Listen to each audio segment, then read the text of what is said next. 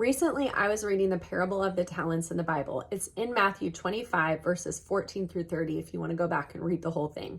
Basically, a master was going on a journey, and so he entrusted talents to three of his servants. One 5 talents, another 2 talents, and the third he gave 1 talent. The first 2 gentlemen went and they multiplied their talents.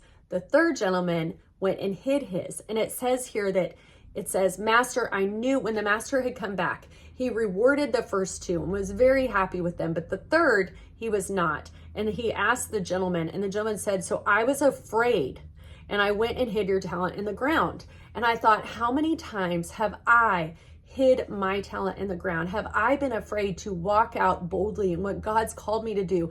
It says here also, he gave them each talents according to his ability. He's given us each talents to use for his glory according to our ability. And I took it one step further. As I felt the Lord was ministering to me in specific areas of my life, I then took it to our devotions, which is something I often do, and taught it to my children. Just because they're young doesn't mean that God hasn't given them talents for where they're at right now. And so I was pointing out, hey, God has called you to lead. Look how when you stepped out in that, look at who followed, and you led them to Christ, and you led them to this area.